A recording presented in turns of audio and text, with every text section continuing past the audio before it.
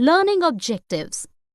After completing this module, learners will be able to understand the nature of production in England before industrialization, understand and analyze the lives of workers during industrialization, understand and describe the impact of industrialization in England on its colonies, understand and analyze how foreign goods impacted the local Indian market, understand and explain the process of establishment of factories and role of Indian entrepreneurs, understand and describe peculiarities of industrial growth of India.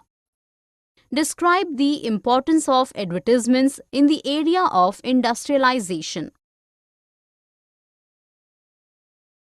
Before the Industrial Revolution. In 17th and 18th centuries Europe, there was large-scale production for international market, but it was not factory-based. It was done by rural families working as peasants and artisans for the town merchants. This kind of industrialization is termed as proto-industrialization. The town merchants in cities faced stiff competition from powerful urban crafts and trade guilds enjoying exclusive rights to produce and trade in certain products. Scarcity of land in villages prompted poor peasants and artisans to work for these merchants for a small sum. The agricultural produce from countryside was turned into finished products in London and sold in international market. The coming up of the factory. Factories came up in England in 1730s, but the number of factories grew exponentially in the late 18th century. Numerous inventions in the 18th century improved the process of production, increased output per worker, and also improved the quality of yarn and threads. At this time, Richard Arkwright set up the cotton mill. Managing and supervising production under one roof in a mill was easier. By 1787, England's import of raw cotton reached a whopping 22 million pounds. The pace of industrial change. Other than cotton, England led in the export of steel. By 1873, Britain's iron and steel export was about 77 million pounds. Despite improved methods of production, textile largely remained confined to village households. Small innovations did improve the rate of production in traditional industries, but the new technology took long to become popular, acceptable, and affordable. Hand labour and steam power. In Victorian Britain, human labour was available in plenty and at low wages. Therefore, instead of investing in expensive machines, industrialists preferred hand labour, especially in the industries like gaswork, breweries, book binding, Christmas supplies, or repairing ships, where requirement of labour was seasonal in nature. The upper classes in Victorian Britain considered handmade goods superior to machine-made goods. Machines were preferred only for products requiring uniformity and mass production like uniforms, etc.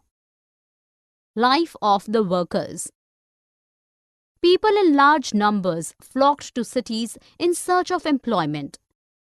Those having some kith and kin working in a factory had better chances of employment. The job seekers had to spend nights under bridges or put up in night shelters. Night refuges set up by individuals or casual wards run by poor law authorities. Seasonality of work often forced many to return to countryside. Some would seek odd jobs to survive. Increase in wages in the early 19th century did not improve the income of the workers. A worker's income depended not only on the wages but also on the duration of his employment. Large-scale unemployment turned people against new technology. Spinning jenny, a machine introduced in the woolen industry, was attacked by women as they apprehended displacement from employment. The situation eased a little after 1840s, when activities like widening roads, laying drainage, sewers and railway lines, construction of railway station, etc., calling for more labor increased in cities. Industrialization in the colonies. The age of Indian textiles. Indian textile business was exceedingly prosperous till India became a British colony. Before mechanization of textiles, countries across the globe were producing coarse cotton. The finest variety came from India. Surat, Gujarat, linked India to Gulf and Red Sea port. Masulipatam on Coromandel coast and Hooghly, Bengal, were important ports linking India to Southeast Asian ports. Indian merchants and bankers directly dealt with the weavers and carried their products to the ports where they were bought by big export merchants. This network, however, collapsed by 1750s when the European companies gained ground, first through trade concessions and later by acquiring monopoly rights. The volume of trade at Surat port declined from 16 million in late 17th century to a mere 3 million by 1740s. While trade at Surat and Hooghly declined, it grew at Bombay and Calcutta ports, which were controlled by European powers. Most of the trading houses collapsed. The surviving trading houses had to function under the control of European companies. What happened to weavers? After establishing political control over Bengal and Carnatic in 1760s and 1770s, the British easily asserted monopoly rights over the textile trade in India. The company now tried to get direct hold over the weavers by appointing Gomastha, a paid servant, to supervise the weavers. It eliminated connection between the existing traders and brokers with the weavers. Next, they offered loans and advance to the weavers to produce cloth as per their demands. These weavers were not allowed to deal with any other trader. Those who faltered in supplying cloth in time were often ill-treated by the Gomasthas. The loan tied weavers to the company. They lost their freedom to deal with other traders, and the company paid a measly sum in return. Many started refusing loans and turned to agriculture again. Manchester comes to India. In the beginning of the 19th century, the cotton goods industry in England was expanding. Industrialists in Britain got import duties imposed on cotton textiles to be able to sell their products locally without any competition. They also persuaded the East India Company to sell their machine-made cloth in Indian markets. As a result, there was a decline in exports and loss of local market due to the availability of cheap Manchester cotton goods. Civil war in the US in 1860 disrupted supplies of good quality raw cotton to Britain. Britain obtained it from India, which caused a steep rise in the price of raw cotton. Weavers could not buy raw cotton to produce cloth locally. Indian factories added to their problems by selling their machine-made goods in the market. Factories come up. The early entrepreneurs. The first cotton mill in India was established in Bombay in 1854, followed by 4 more by 1862. The first jute mill was set up in Bengal in 1855. The Elgin Mill in Kanpur was set up in 1860s. Ahmedabad's first cotton mill came up a year later. By 1874, Madras's first spinning and weaving mill started production. In late 18th century, the British were exporting opium to China and importing tea for England from there. Indian businessmen who set up industries had initially aided the British in China trade by providing finance, procuring supplies and shipping consignments. Growing affluent, they established industries in India.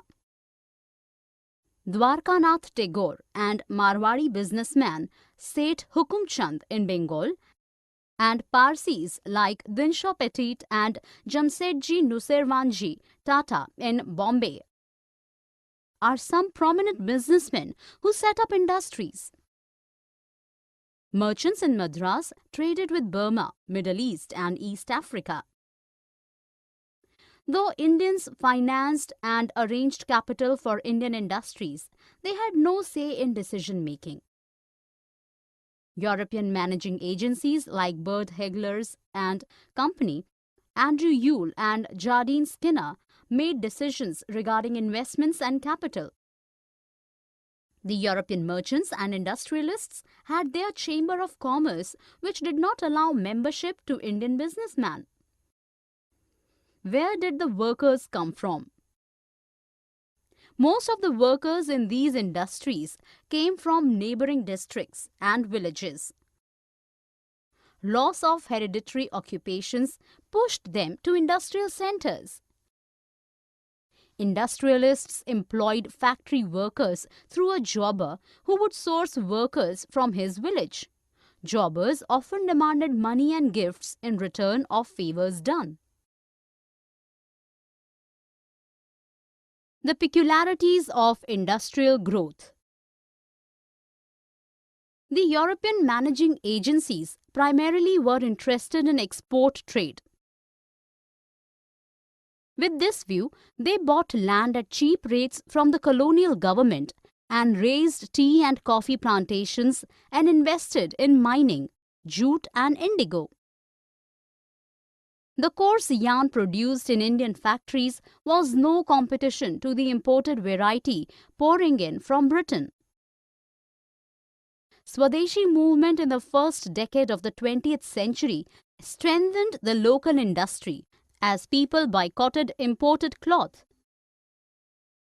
In 1906, export of Indian yarn to China fell as the Chinese market was flooded with Chinese and Japanese goods. Hence, industrialists switched to production of cotton piece cloth. During the First World War, while British mills were manufacturing goods for the war, imports from Manchester fell drastically. Indian mills got a large market to cater to. It resurrected the local industry. Post-war, Manchester could never regain its old position in the Indian market. Small-scale industries predominate. After First World War, factory industries grew, but the country was still dominated by small-scale industries, particularly the handloom. The chief reason was quick adaptability of modern technologies and innovations by the handicraft people. Use of flying shuttle increased production without raising the cost. Weavers produced fine and coarse varieties of cloth. The coarse variety was purchased by the poor. Its demand fluctuated in times of bad harvest, but the demand for finer variety remained intact at all times. Expansion of the handloom sector, however, did not improve the condition of the weavers. Market for goods. The British manufacturers devised various ways to lure potential customers. Advertisement was one of them. Through advertisements, they attempted to make a product look desirable, necessary, and create a demand for it. Manchester industrialists used to put a label on their cloth bundles. The stamp of "Made in Manchester" was testimony enough of superior quality cloth. Labels also carried beautifully illustrated of images of gods and goddesses. It was done so that a product manufactured in a foreign land would get some Indian identity and appeal to the locals. By 19th century, calendars also became a means of advertisements. Poor or rich households or mediocre tea shops, calendar had a use everywhere. Even illiterates could use it. Anyone going through a calendar would necessarily glance at the advertisement also through the year. Again, the images of gods and goddesses were used on the calendars. Images of gods and goddesses, it was presumed, gave some kind of divine approval to the product. Other than religious figures, images of nawabs, emperors, or other important personalities also adorned the calendars. These images were meant to convey the superiority of the products because of their usage by the royalty. Their quality was not compromised at all. Indian manufacturers used advertisements to spread the nationalist message that show solidarity with the nation and buy Indian products. Advertisements did play a crucial role in spreading the nationalist message of Swadeshi.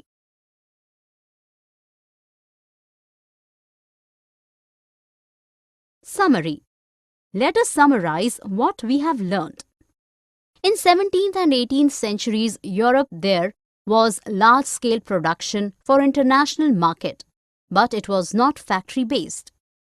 The number of factories grew exponentially in the late 18th century in England. Increase in wages in the early 19th century did not improve the income of workers. Indian textile business was exceedingly prosperous till India became a British colony. After establishing political control over Bengal and Carnatic in 1760s and 1770s, the British easily asserted monopoly rights over the textile trade in India. In the beginning of 19th century, the cotton goods industry in England was expanding. The first cotton mill in India was established in Bombay in 1854. The European managing agencies primarily were interested in export trade. After First World War, factory industries grew in India, but small-scale industries, particularly the handloom, still dominated the country. After World War I, Manchester could never regain its old position in the Indian market. Expansion of the handloom sector, however, did not improve the condition of the weavers. The British